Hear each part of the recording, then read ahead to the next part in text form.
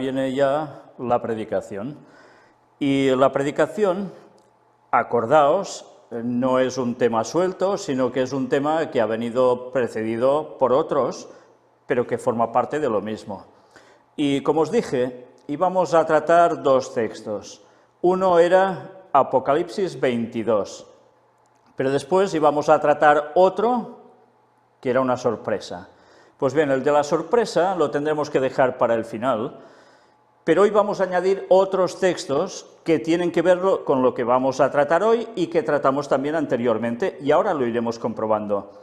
Recordad que estuvimos mostrando cómo todo esto tenía que ver con la cuestión de Elías, Juan Bautista, pero algo más. Y sobre todo tenía que ver con bautismo. No olvidemos eso, todo esto viene a raíz de bautismo. Y como os decía también, es muy importante, si tenemos Biblias que nos facilitan un poco la comprensión de los textos por comparativa con otros que aparecen en otros lados, pues es bueno que recurramos a ellos para nutrir mejor el texto y poderlo ubicar todo mucho más comprensiblemente. Ahora nos vamos a centrar en Apocalipsis 22, pero no todo el capítulo, vamos a leer del 10 al 21.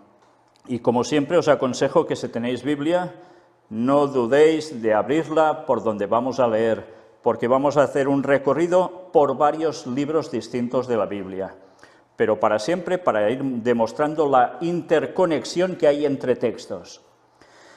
En Apocalipsis 22, ya sabéis, es donde se acaba la Biblia. Se acaba el Nuevo Testamento, pero se acaba también la Biblia. Y ciertamente se acaba el libro de Apocalipsis, lógicamente. ¿Y qué hay en el capítulo 22? Pues en el capítulo 22 se habla de la venida de Cristo. Y además vamos a ver cómo nos da una serie de detalles de cosas que deben acontecer. Empecemos por el versículo 10 y vayamos avanzando. Ya sabéis, hay una conversación entre Juan y alguien más, un ángel. Y llega el momento en que dicen esto. Y me dijo, no selles las palabras de la profecía de este libro, porque el tiempo está cerca. ¿Qué tiempo hacía referencia aquí el profeta? ¿Era un tiempo indeterminado o un tiempo en el que algo debía acontecer?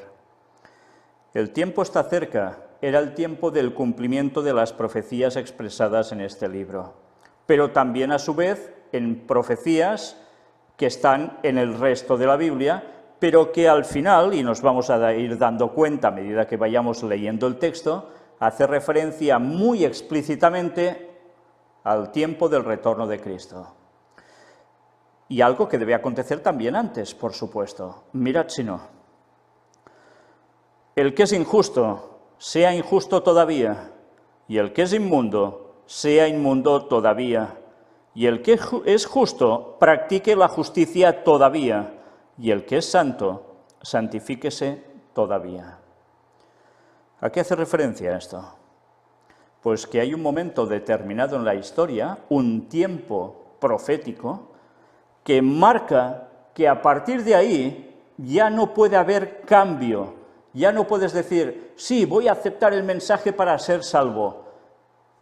No, si ya lo has despreciado, allí se te acabó. Pero si hasta allí tú has sido fiel, has permanecido con el Señor, ¿vas a cambiar para mal? No. A partir de allí ya sigues siempre con el Señor. Ya no hay opción de intercambio de posiciones. Esto se acabó. ¿Y cuándo acontece esto? Algunos dirán, bueno, cuando vuelve Jesús por segunda vez, ya está. No. Hay un periodo previo en el cual acontece algo, y son las 7 plagas finales. En el momento en que cae ya la primera de las plagas, allí ya está todo decidido. Por eso las plagas solo van a afectar a los que no van a ser salvos. Los salvos ya estarán sellados para ser salvos. Ya no habrá muerte sobre ellos. Y esto es algo a tener en cuenta, porque hay gente que puede pensar, bueno, hasta que no aparezcan las nubes, yo pues puedo decidir qué hago. No, no. Un año antes tú ya tendrás una determinación y esa ya no la podrás cambiar. Y todo esto, no sé si os viene a cuento con relación a algún otro texto. Después vamos a ver que esto que explica aquí el ángel que le dice a Juan, aparece también en algún otro libro profético. Un libro profético que está totalmente equiparado con Apocalipsis y que el uno al otro dan comprensión a las palabras escritas. Y es el libro de Daniel. Ya lo vamos a ver en su momento. Pero sigamos con la lectura. He aquí yo vengo pronto, y mi galardón conmigo, para recompensar a cada uno según sea su obra. Y automáticamente cuando vemos esto, ¿qué pensamos? Pues ya es el momento de decir, es la segunda venida y tú te salvas y tú te pierdes, no hay más. Y es cierto, va por aquí. Hay la recompensa por lo que hayas hecho. Sí, por supuesto. ¿Esto quiere decir que nos vamos a salvar por las obras? ¿Quiere decir que, bueno, es que como he ayudado tanto, voy a ser salvo? No, ya sabéis que hay que ayudar, ciertamente, pero eso debe salir del corazón, no para ganarte el cielo. Y es una consecuencia de seguir los mandamientos de Dios. No te ganas el cielo con obras, te ganas el cielo porque Cristo pagó por ti y te perdona para poder ser salvo. Pero tú debes hacer su voluntad, debes intentarlo, porque si no, no habrá salvación. Pero sabéis, este texto que acabo de leer tiene también un paralelo en otro libro y en otro capítulo que ya estuvimos viendo justo en uno de sus versículos. Y quizás ahora lo leo y no nos damos cuenta de esto. Y es algo que hemos leído en los temas anteriores. ¿Y sabéis dónde está? En Isaías 40. Y lo vamos a comprobar, sí, pero también vamos a comprobar Isaías 62, porque también aparece algo allí relacionado con esto. Pero sigamos, sigue diciendo, yo soy el alfa y la omega, el principio y el fin, el primero y el último. ¿Y quién es entonces el que está diciendo esto? ¿Quién es el que recibe este mensaje que le está dando otro? Pues, señores, el alfa y la omega es el principio y el fin. Ya sabéis, las dos letras, primera y última, del abecedario griego. Alfa, omega. Principio, fin. Primero y el último. Y este es Jesús. Es Jesús el que da este mensaje. Y diréis, ¿y esto solo aparece aquí? Pues vamos a ver cómo también hay otro texto en el mismo libro de Apocalipsis que nos hace referencia a lo mismo. Pero cuidado, no solo en Apocalipsis, ¿sabéis? Vamos a ver también Isaías 44, donde una vez más, fijaos, nos lleva a Isaías esto. Y en el capítulo 44 veremos una referencia a esta cuestión, pero también en el capítulo 48. Fijaos una vez más cómo los capítulos finales de Isaías son determinantes para entender algo que Dios nos quiere decir. Bueno, pues ya veremos Apocalipsis 1, Apocalipsis 2, todo esto aparece allí. Pero el texto va continuando y nos dice, bienaventurados los que lavan sus ropas, para tener derecho al árbol de la vida y para entrar por las puertas en la ciudad. ¿Y qué es eso de lavar sus ropas? Ya sabéis, las ropas, en la Biblia, en el Nuevo Testamento, especialmente Jesús soltó alguna parábola referente al tema de la ropa de boda, a la ropa limpia, al manto de justicia. Todo es el carácter. Si nuestro carácter está limpio, porque ha sido lavado por el Señor, entonces tú tienes derecho al árbol de la vida. Y el árbol de la vida es el que te va a dar la eternidad, porque Dios así lo ha dispuesto. Y entrarás por las puertas en la ciudad. ¿A qué puertas se refiere? A las puertas de un lugar en concreto, la Nueva Jerusalén. Pero, ¿sabéis? Esta traducción en otras Biblias no dice bienaventurados los que lavan sus ropas, sino que dice bienaventurados los que guardan los mandamientos. ¿Y cómo puede ser? ¿Qué tiene que ver lavar ropas con mandamientos? Pues, ¿sabéis? En el lenguaje que está escrito en el griego, Alguna traducción lo vierte de un modo y otras de otro, y es porque en el griego prácticamente la diferencia entre la forma de escribir una cosa y otra es súper mínima, y se pudo traducir de las dos formas. Pero, ¿sabéis? A la hora de la verdad, lo traduzcas como lo traduzcas, el resultado es el mismo. Si guardas los mandamientos de Dios de todo corazón, tendrás acceso al árbol de la vida.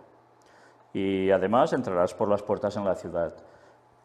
Y si has hecho eso, y lo haces de corazón, evidentemente, no en plan farisaico, tendrás esa salvación. Es lo mismo que lavar tus ropas, tu carácter. Bueno, pues el texto ahora nos sigue diciendo algo más, y esto ya empieza a ser duro. Mas los perros estarán fuera, y los hechiceros, los fornicarios, los homicidas, los idólatras y todo aquel que ama y hace mentira. Los perros estarán fuera. O sea, en la Nueva Jerusalén no puede haber perros. ¿Es esto lo que nos dice el texto?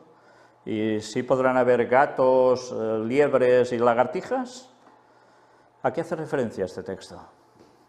Pues este texto nos está indicando algo, que es la forma en que se describía también a algunas personas que hacían actos sexuales que no estaban en correspondencia con la voluntad de Dios. Todos habéis visto lo que hacen los perros, ¿no? ¿No habéis tenido nunca un perro? Bueno, muchas personas lo han tenido y si no lo han visto, como los perros hacen cosas entre ellos y parece que no es lógico, pero son animales. Pero las personas tienen un raciocinio y Dios les ha dictaminado lo que es correcto y lo que no. Y esto no siempre se lleva a cabo. Pues esas personas que en cuestión sexual hacen lo que no pertoca según la palabra de Dios, son considerados así y estarán fuera, no entrarán al reino de Dios. Es fuerte, ¿eh? Pero es lógico. Para Dios esto es lógico. Es ir por donde Él no marca el camino. ¿Dios es malo haciendo esto? ¿O es que tenemos una cuestión nosotros que resolver si estamos haciendo esto para con Dios? ¿Quién es el justo, Dios o nosotros? ¿Alguien duda que Jesús vino a morir por nosotros para que todos pudiésemos ser salvos y en cambio le da por la tontería decir que estos no pueden entrar en el reino de Dios porque le da la gana a Él y ya está? ¿O es porque Él nos conoce y sabe que esto no es la forma en que Él nos creó para funcionar? Pues esto debería hacer pensar a muchos, a muchos.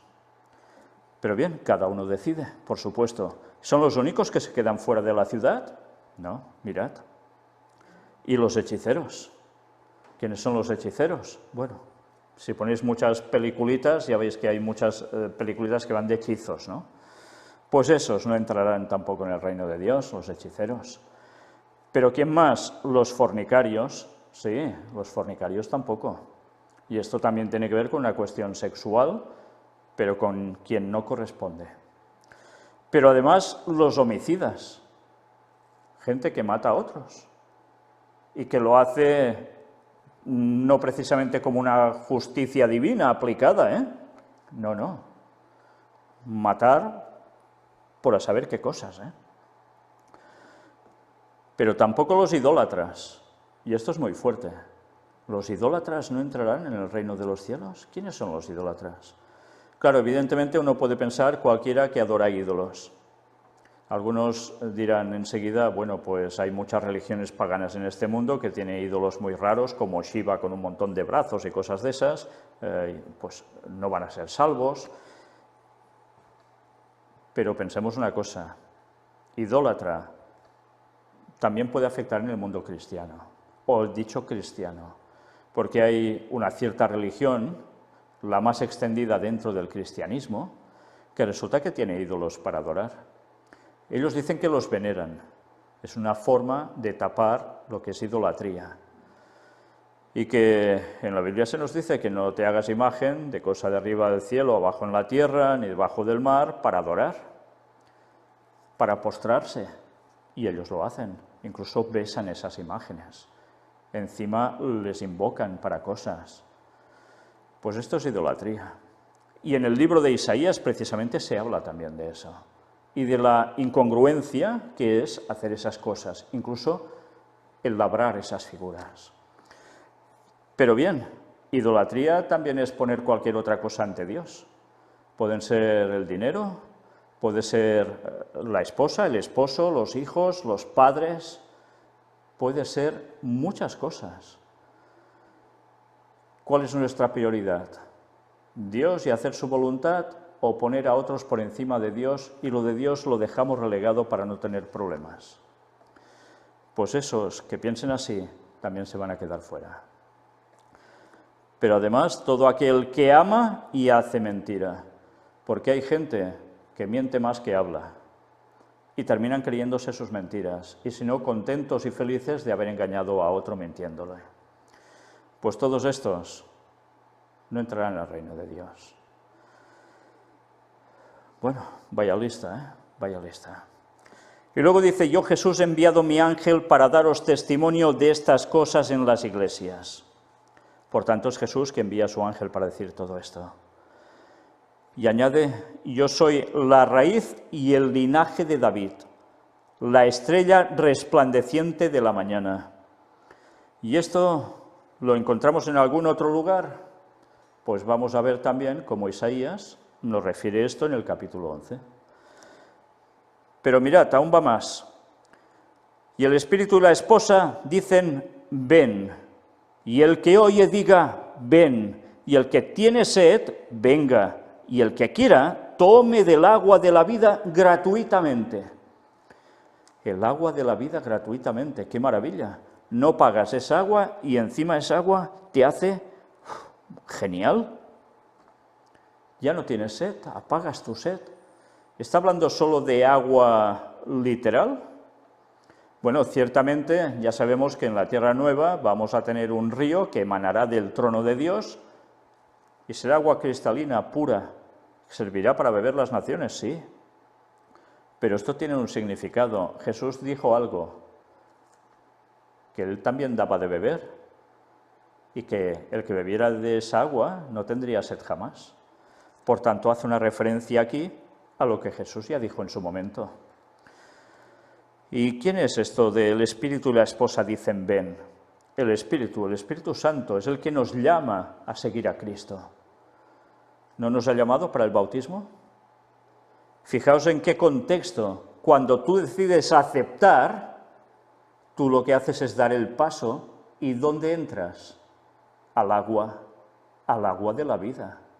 O sea, el bautismo no es solo lo que muchas veces podemos imaginar, significa también el agua de vida a Cristo que te la da para que seas salvo eternamente, para que no tengas sed jamás. Y tantas veces este concepto no se coge. Pero cuidado, dice, y la esposa dicen ven. ¿Y quién es la esposa? Bueno, la esposa a veces tiene dos vertientes. Una es la Iglesia, que te llama, el pueblo de Dios te llama, como el Espíritu Santo te llama, ven, haz el pacto con Dios, entra conmigo aquí. Pero la esposa también es algo más. La Nueva Jerusalén es la parte donde nosotros vamos a tener lo máximo, que es estar con Cristo. Bueno, pues, fijaos, qué ganas de llamarnos tiene el Señor, qué ganas de buscarnos, qué ganas de decir, venid, bautizaos, seguidme, cumplid con lo que debéis hacer y tendréis la vida eterna. No seáis bobos. ¿Qué queréis, la salvación o la perdición? Pensad que hay un momento en que ya no podéis cambiar. No podéis ir postergando y postergando cuando estáis jugando con vuestra vida. Recordad el texto de Isaías que habíamos leído. ¿Qué somos? Como una hierba que sale, brota y a la que sale el sol se seca. Somos como una flor muy bonita y al cabo de nada se marchita y se acabó. ¿Somos conscientes que nuestra vida puede terminar en cualquier momento? Y que si no hemos hecho el pacto con Dios, ¿podemos perdernos? Pues sí, esta es la realidad. Y es algo a tener en cuenta. Quizás algunos preguntarán, bueno, pero es que yo me quiero bautizar, pero no tengo opciones donde estoy para ser bautizado. Tranquilos, Dios ya procurará para que podáis ser bautizados. Y si llega el momento en que no podéis ser bautizados por alguna circunstancia, tranquilos, que si de todo corazón lo queréis hacer, el Señor os conoce, y como el ladrón en la cruz, va a darle la salvación. Por tanto, por ese lado, tranquilos, pero haced todo lo posible para poder ser bautizados. Yo testifico a todo aquel que oye las palabras de la profecía de este libro. Si alguno añadiera estas cosas, Dios traerá sobre él las plagas que están escritas en este libro. Por tanto, este libro es sumamente importante, porque este libro nos lleva al camino de la salvación, de la vida eterna. Y nos está hablando, con este llamado del Espíritu y la esposa te dicen ven, te está llamando al bautismo también. Y si haces algo que ya aquí no toca, que vas añadiendo conceptos que no están en la palabra de Dios, tú vas a recibir esas plagas. Por tanto, cuidado cómo se interpreta la Biblia, porque si se malinterpreta, se están añadiendo cosas que no están en la palabra de Dios. Y si se hace adrede, sabiendo la verdad, pudiéndola conocer y rechazándola, las plagas, si estás vivo en esos momentos finales, van a caer sobre ti, por más cristianito que te creas. Y después nos dice, y si alguno quitare de las palabras del libro de esta profecía, Dios quitará su parte del libro de la vida y de la santa ciudad y de las cosas que están escritas en este libro. Por tanto, si tú, ¿cómo puedes quitar palabras de este libro? Pues decir, bueno, arranco hojas y las quito. Sí, pero quiere decir algo más. Si aquí te está enseñando algo y tú no lo quieres aceptar, es como si estuvieras quitando esas palabras porque te molestan. ¿Y entonces quieres ser salvo? Si hay un texto que te dice que hagas algo o que creas algo tal como es y a ti te da la gana de otra cosa, ¿tú crees que puedes ser salvo así? Te estás haciendo Dios a ti mismo porque dictaminas qué es lo bueno y qué es lo malo. ¿Cómo vas a ser salvo así? ¿Y sabéis qué te puede pasar? Pues que te puede quitar Dios del libro de la vida. ¿Y qué es esto del libro de la vida? Hay personas que no tienen ni idea de que en la Biblia se habla de que hay un libro de la vida, donde nosotros somos registrados. ¿Y en qué momento somos registrados en este libro de la vida? Pues precisamente como han hecho hoy estas personas, en el momento en que han hecho el pacto de Dios en el bautismo. A partir de allí, es un momento solemne que muchas personas no se dan cuenta, no perciben el momento importantísimo, en el cual en el momento del bautismo alguien en el cielo está registrando tu nombre allí, como parte del pueblo de Dios. Eso es el libro de la vida. Pero ya veis, el libro de la vida puede estar escrito allí, puede ser muy cristiano, sí, muy adventista, muy lo que quieras, pero tu nombre puede ser borrado de allí. Quitarás su parte del libro de la vida, por tanto tu nombre será borrado. Somos conscientes que porque una vez te hayas bautizado no quiere decir que siempre ya vas a poder permanecer en el libro de la vida y ser salvo. Pues por desgracia esto lo enseñan muchos. Una vez salvo, siempre salvo. Pues no, señores. Tú has conocido la verdad, quieres ser salvo, la sigues de corazón y has podido estar así toda tu vida, pero resulta que se te muestra una verdad que necesitas para tu tiempo y tú la rechazas, todos esos años para ti no van a servir de nada. Van a servir, ya lo veis para qué, para ser borrados del libro de la vida. Pero además dice, y de la santa ciudad. ¿Y cuál es la santa ciudad? La Nueva Jerusalén. Y si tú no estás en la Nueva Jerusalén dentro, tú vas a estar fuera.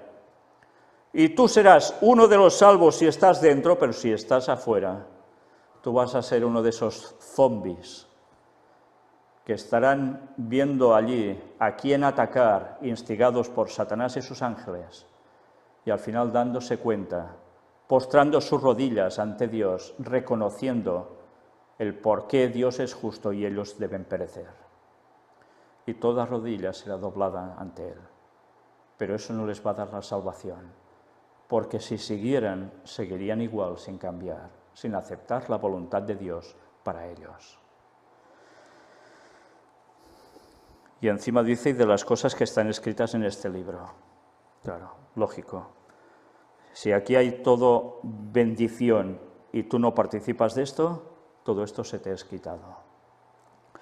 Y termina diciendo, el que da testimonio de estas cosas dice, ciertamente vengo en breve. Amén, sí, ven, Señor Jesús. ¿Quién dice, el que da testimonio de estas cosas dice, ciertamente vengo en breve? Pues es Jesús mismo. Él reafirma, ciertamente vengo en breve. Y algunos dirán, ¿en breve? Pero si hace 2000 años que dijo esto y aún no ha vuelto. El Señor viene en breve a todo aquel que se acerca a Él, por supuesto, porque el Espíritu Santo trabaja así. Pero aquí hace referencia explícitamente ya a la segunda venida de Jesús. ¿Venir en breve?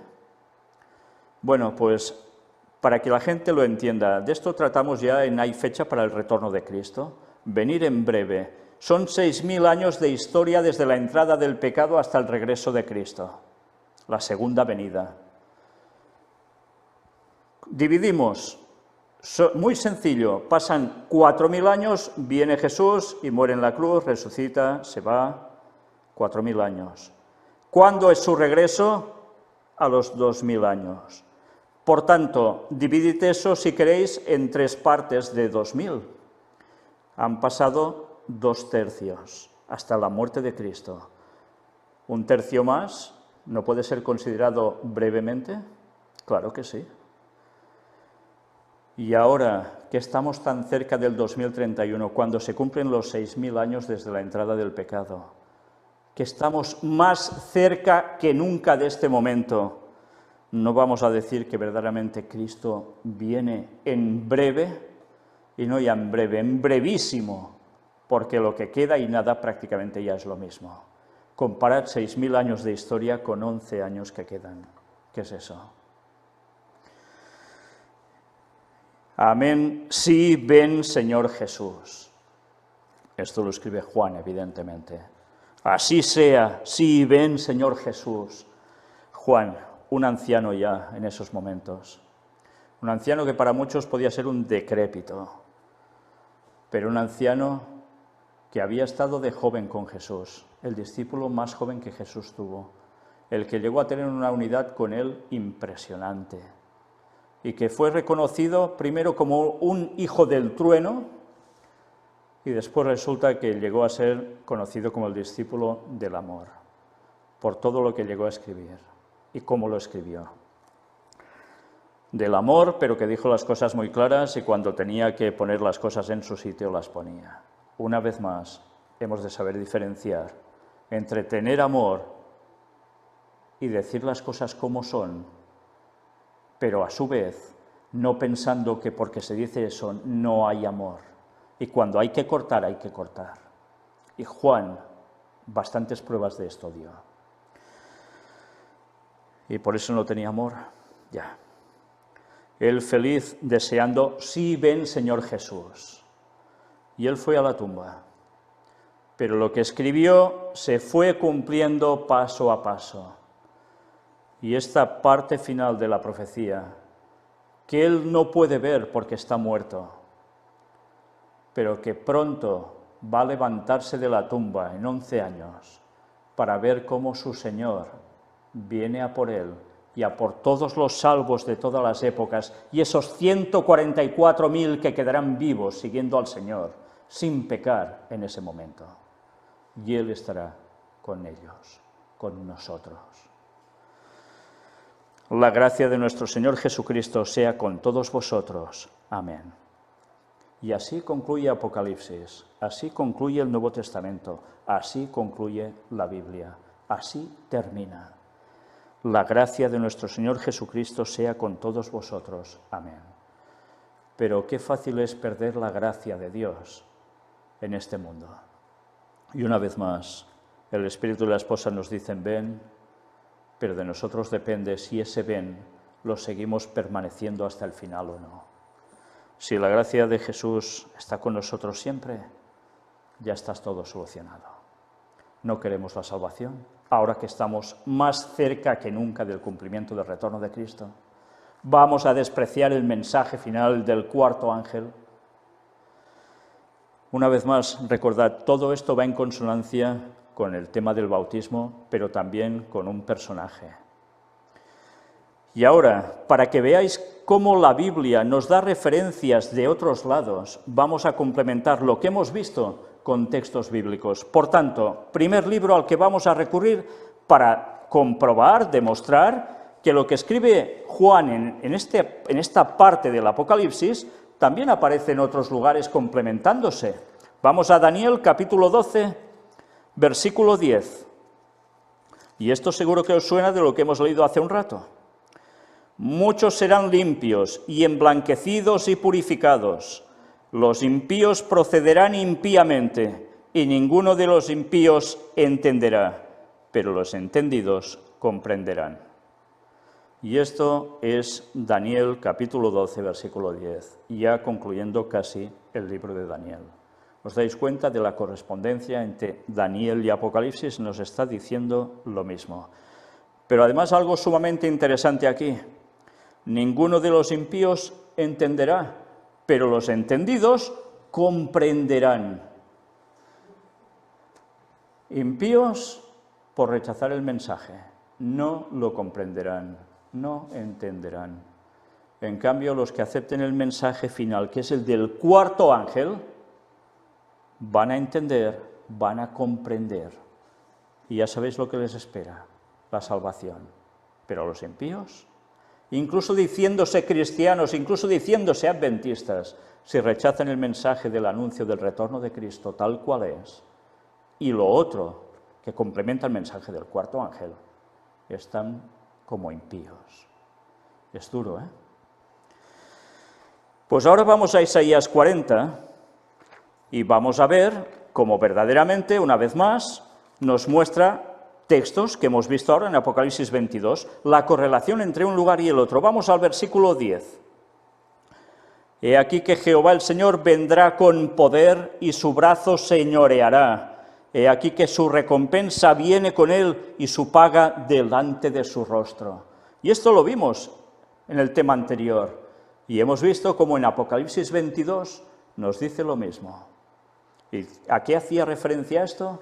A la segunda venida de Jesús. ¿Y dónde estaba puesto este texto? Precisamente en lo que parecía que solo podía ser la primera parte de la venida de Jesús. Y mira por dónde. Resulta que esto corresponde también a la segunda venida. Pues vamos ahora, avanzando un poco en el libro de Isaías, al capítulo 62 y versículo 11. He aquí que Jehová hizo oír hasta lo último de la tierra. Decid a la hija de Sión, he aquí viene tu Salvador, he aquí su recompensa con él y delante de él su obra. ¿No hemos leído prácticamente lo mismo en Isaías 40 ahora? Y todo esto una vez más en el capítulo 62, que también ya tocamos, y vemos la segunda venida de Jesús. Y todo esto en correlación al bautismo y en correlación a alguien, a un personaje. Vamos a retroceder ahora hasta el Salmo capítulo 28. Leamos el versículo 4. Dales conforme a su obra y conforme a la perversidad de sus hechos. Dales su merecido conforme a la obra de sus manos. ¿No es lo mismo que aparece en Apocalipsis 22? Es la misma correlación. Nos va dando la misma explicación en distintos puntos. ¿Os dais cuenta de la importancia de estudiar la Biblia? Como dice el mismo Isaías, comparando un poquito aquí, un poquito allá, línea sobre línea, renglón tras renglón. Es la forma de tratar un solo tema en toda la Biblia para ver realmente cuál es la verdad. Y no te puedes quedar solo con un versiculito aislado que puede parecer que te dice otra cosa y que cuando haces toda la comparativa ves cómo se nutre esa doctrina, esa enseñanza verdadera para no extraviarte. Pues sí, ciertamente, el Señor dará a cada uno conforme a su obra, pero sea para bien o para mal, ¿eh? Vamos ahora al libro de Apocalipsis, capítulo 1, y vamos a leer el versículo 7. Y mirad qué nos dice.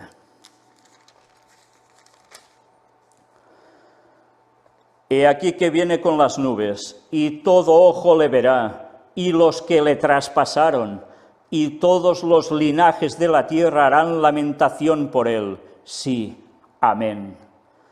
¿Y esto dónde aparece también? ¿No es lo mismo que hemos visto al final en el Apocalipsis 22? ¿No es lo que estamos viendo continuamente, que también nos lo dicen los evangelios? Por tanto, una vez más, todo va interconectado. Y es necesario el profundizar para darnos cuenta que este momento, el que he aquí viene con las nubes y todo ojo le verá, tiene que ver ya con nuestra salvación tan próxima. Dice todo ojo le verá. Aquí no está hablando del ojo del entendimiento, el tercer ojo, ni mandangas. No, no.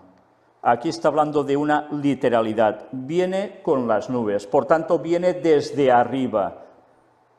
¿Y qué? Todo ojo le verá.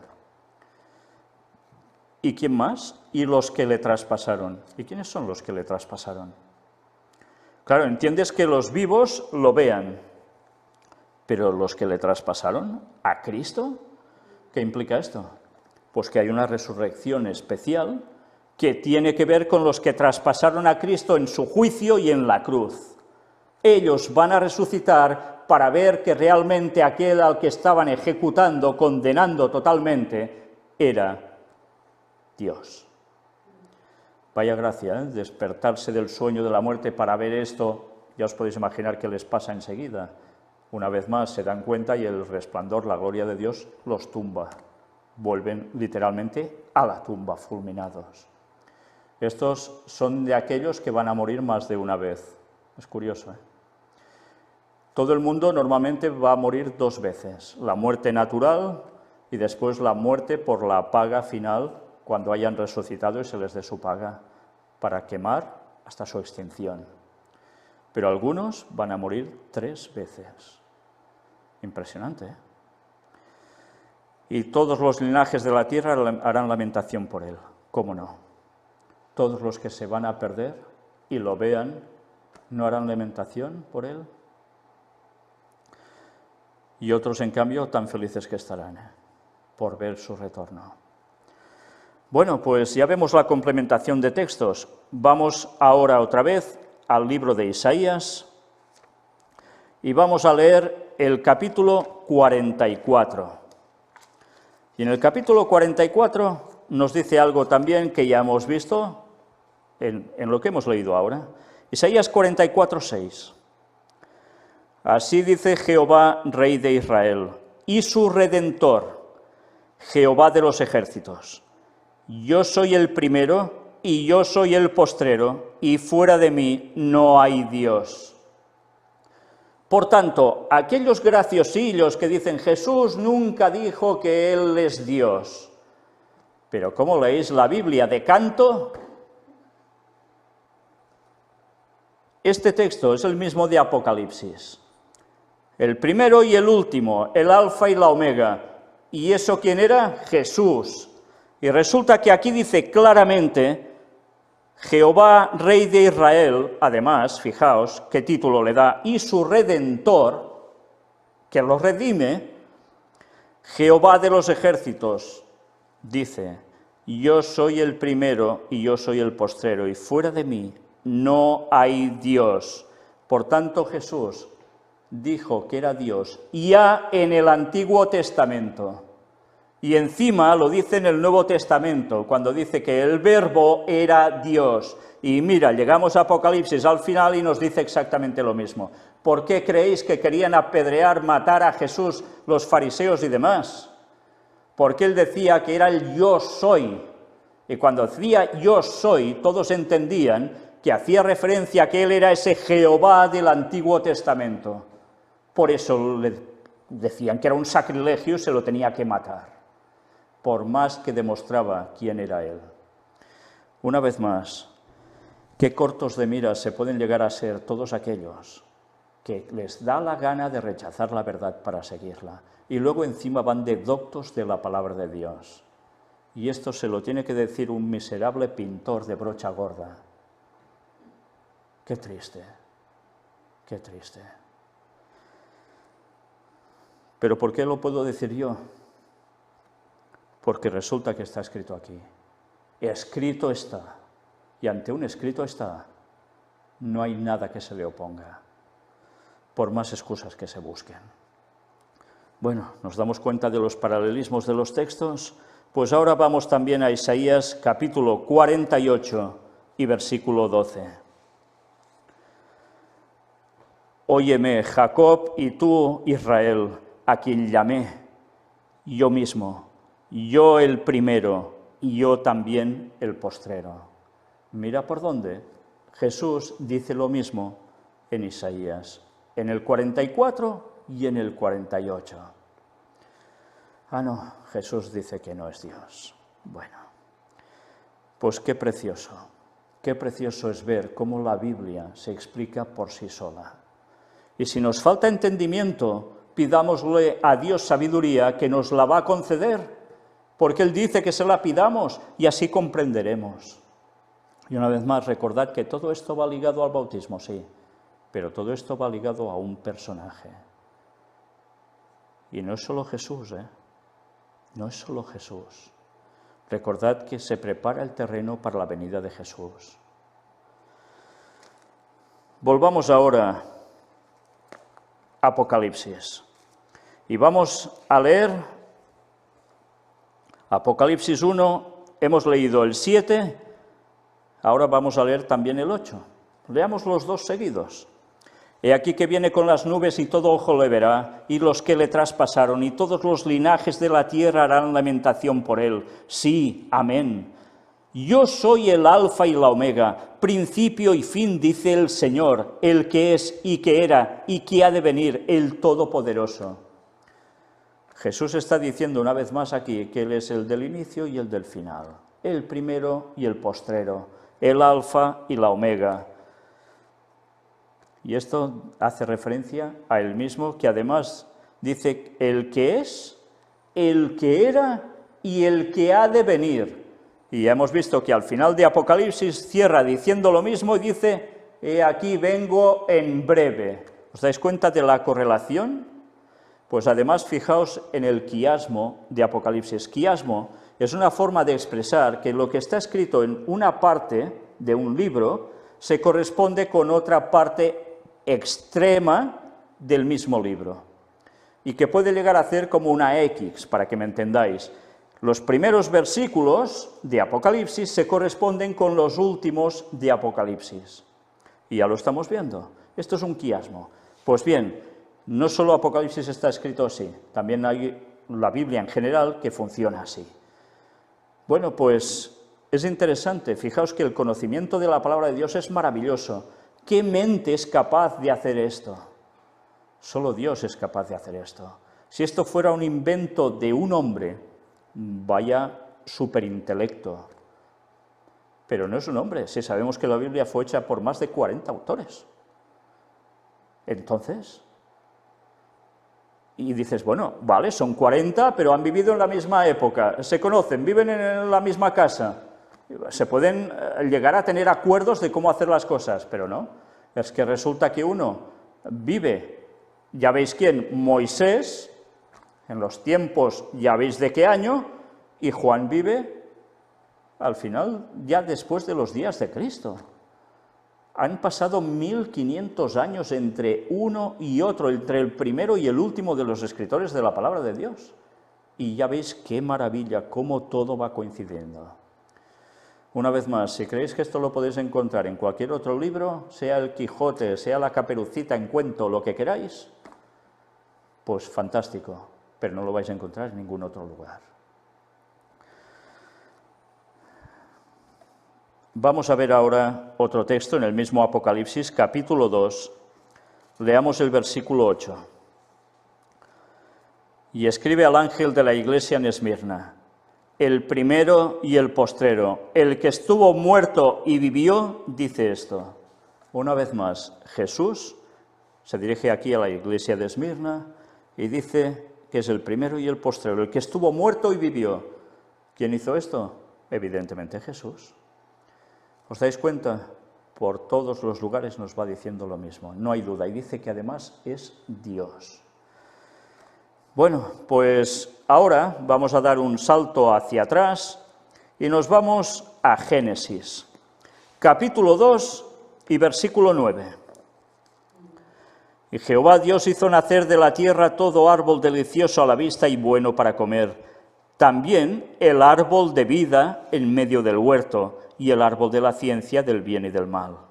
Y hemos visto que el que sea salvo comerá ¿de dónde? Del árbol de la vida. Y lo dice Apocalipsis hacia el final. Y mira, en Génesis, al principio de la Biblia, nos está diciendo lo mismo, que ya estaba esto para dar la vida. Y ahora ese árbol de la vida está en el cielo. ¿Y por qué está en el cielo y no está aquí?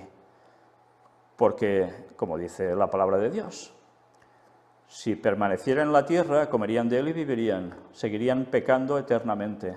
El caos que eso sería, ya os lo podéis imaginar. Tuvo que ser trasladado junto al jardín del Edén, al cielo, antes del diluvio, y luego regresará aquí a la tierra, volverá a estar aquí, encima aún estará más perfeccionado de lo que era, y del cual vamos a disfrutar por la eternidad. Leamos ahora el capítulo 3, también de Génesis, versículo 22. Y dijo Jehová Dios: He aquí el hombre es como uno de nosotros, sabiendo el bien y el mal. Ahora pues, que no alargue su mano y tome también del árbol de la vida y coma y viva para siempre. ¿Os he mentido? Ya lo veis. Dios decide que esto no puede estar aquí. Es obvio, ¿no? El mal tiene que ser erradicado, no puede durar por siempre. No puede haber gente fastidiando por la eternidad, ni demonios fastidiando por la eternidad. Y cuando digo demonios me refiero a ángeles caídos y al mismísimo Satanás. No puede ser. La felicidad se nos ha prometido y se nos va a conceder. Pero ya sabéis que muchos van a quedarse por el camino. Y leed ahora Génesis 2:9. Perdón, no Génesis 2:9, sino Isaías 11:1. Y mirad qué nos dice Isaías 11:1, una vez más Isaías. Saldrá una vara del tronco de Isaí y un vástago retoñará de sus raíces. Y esto hace referencia a Apocalipsis 22:16 que hemos leído. ¿Y quién es esa vara del tronco de Isaí? El linaje de David. Ya sabéis que Isaí era el padre de David. Un vástago retoñará de sus raíces, pues fue Jesús del linaje de David. Una vez más, todo va cuadrando. Y ahora, dentro de Isaías también, ya casi terminando, vamos al capítulo 55. Y el versículo 1. A todos los sedientos, venid a las aguas, y los que no tienen dinero, venid, comprad y comed. Venid, comprad sin dinero y sin precio vino y leche. ¿Y qué hemos leído en Apocalipsis también? 22. Que venid, bebed, agua gratuita. ¿Os dais cuenta? Isaías y Apocalipsis tienen una correlación tremenda. Y recordad una vez más, todo esto va en consonancia con el bautismo, con la salvación del bautismo y con el camino que se le prepara al Señor para su segunda venida por parte de alguien. Finalizando, vamos al Antiguo Testamento. El último libro que escribió Moisés, Deuteronomio. Y vamos al capítulo 4 y leamos el versículo 2. No añadiréis a la palabra que yo os mando, ni disminuiréis de ella, para que guardéis los mandamientos de Jehová vuestro Dios que yo os ordeno. ¿No es lo mismo que nos decía también en Apocalipsis? Una vez más, lo mismo. ¿Os dais cuenta? La Biblia, cuando la vas estudiando así, es preciosa, porque nos va complementando, nos va dando detalles sobre lo mismo, y todo va quedando claro. ¿Os habéis fijado en esto? No añadiréis a la palabra que yo os mando, ni disminuiréis de ella, para que guardéis los mandamientos de Jehová vuestro Dios que yo os ordeno. Por tanto, si haces algo de lo que hemos dicho, lo que estás haciendo es eliminar algo de la palabra de Dios. Por tanto, tú no estás guardando los mandamientos de Dios, porque tú te estás haciendo autodios a ti mismo. y ese autodios a ti mismo es con minúscula, por tanto es una chapuza de diosillo. Y eso ni es diosillo ni es nada, es una pena. ¿Quieres ser salvo? Guarda los mandamientos, no hay otra. No, que Cristo ya pagó por mí, ya soy salvo, vale, ¿guardas los mandamientos? No, fueron clavados en la cruz. Si me amáis, guardad mis mandamientos. El que dice que, no, que sí, que yo, y no guarda los mandamientos, el tal es mentiroso y la verdad no está en él. Y todo esto son textos bíblicos en el Nuevo Testamento, por tanto no hay excusa.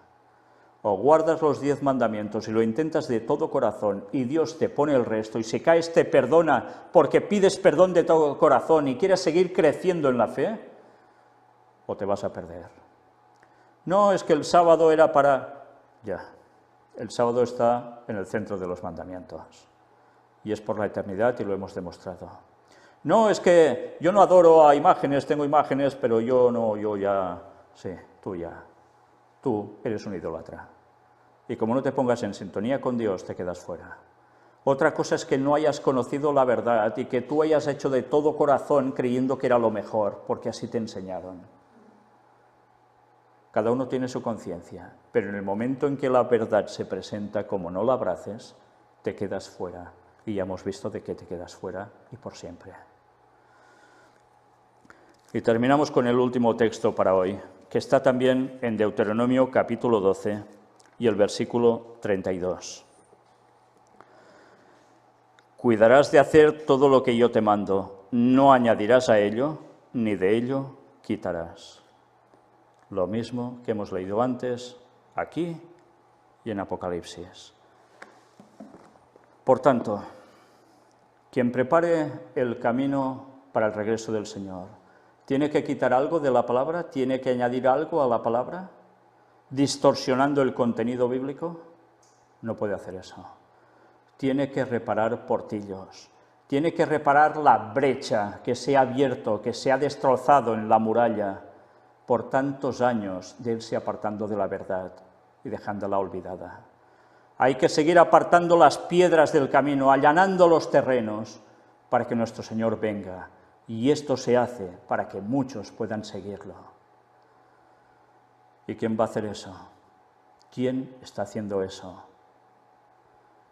Nos queda un texto que no es el que vamos a tratar hoy, sino que va a ser el que va a servir para concluir estos temas sobre el bautismo.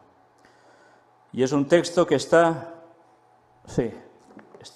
aquí. Y es un texto que, por desgracia, mucha gente o no lo conoce, o lo pasa por alto, o no quieren aplicarlo como realmente debe ser aplicado. Y recordad que alguien va a preparar ese camino para el Señor, como hizo Juan el Bautista, el segundo Elías. Y alguien preparó el terreno también como primer Elías, ¿lo recordáis? Para que alguien apareciera a hacer algo. Hubo un fuego de Dios que en un cierto momento se mostró para decir quién era quién y poner a cada uno en su sitio. Y Elías participó de esto. Y hubo un momento en que él oró y algo vino por las nubes. Preparó también un terreno, luchando con oposición, como Juan el Bautista también. Pero hay otro personaje. Hemos visto 2 Elías. ¿Qué tendrá que ver este texto con lo que vamos a ver? Pues sinceramente no os perdáis el próximo, porque va a ser corto, pero va a dar mucho de sí. Y gracias a Dios por su maravillosa palabra, porque sigue dejándonos anonadados ante el espectáculo que es la grandeza de su palabra, de su sabiduría, y cómo procura que obtengamos la salvación por todos los métodos. Sinceramente, solo los que no quieran salvarse no van a ser salvos, porque el Señor lo ha hecho todo y lo sigue haciendo todo para que lo seamos. Pero no olvidéis nunca el bautismo. Si lo habéis hecho, seguid renovando el pacto con Él. Si no lo habéis hecho, ya va siendo hora. Haced todo lo posible para que sea una realidad y el Señor os bendecirá. Y ya sabéis todo lo que se nos viene encima en estos 11 años. Bueno, lo sabemos, pero aún no, ni terminamos de imaginárnoslos. Pero esa imaginación que no nos llega, dentro de poco la vamos a vivir. Y no nos va a gustar mucho, pero a su vez hay una recompensa preciosa al final de este camino. Y mientras vamos a seguir disfrutando del derramamiento del Espíritu Santo, viendo cómo muchas más personas se entregarán a Él en esta etapa final de la historia. Por tanto, que Dios bendiga a todos aquellos que deciden entregar por siempre su vida a Dios y que haga todo lo posible el Señor, que el Espíritu Santo haga todo lo posible para recuperar a los que se han apartado del camino por otros derroteros. Y recordemos, Maranata, el Señor viene 2031. Dios os bendiga. Y pronto, la semana que viene, con gloria a Dios por los nuevos bautismos que vamos a tener. Y gloria por el tema que también tendremos si Dios quiere. Dios os bendiga. Vamos a concluir con una oración.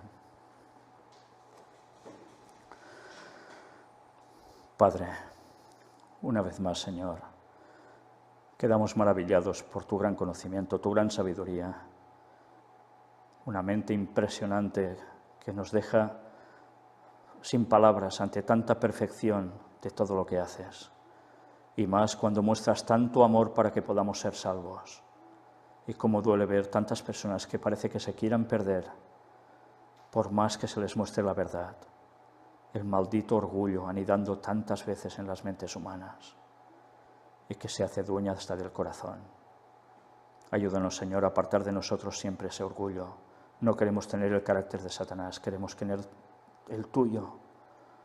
Y no solo tener tu carácter, sino además abrazar la luz que vas dando para este tiempo final y que no podemos despreciar por nada, porque sirve para nuestra encaminación hasta el final y para que muchos otros despierten y puedan ser salvos. Que nada ni nadie nos detenga, Señor. Llénanos del Espíritu Santo. Derrama la lluvia tardía sobre nosotros, sobre todo tu pueblo. Y que aunque el diablo apriete, tú aprietes mucho más y con nosotros participando de tu obra hasta el final. Perdónanos, Señor, todo lo mal que hacemos las cosas, lo mal que decimos, lo mal que pensamos, lo mal que hacemos. Y ayúdanos a cambiar, Señor, y a ser como tú por encima de todo. En la preciosa sangre de Jesús te lo pedimos todo. Amén.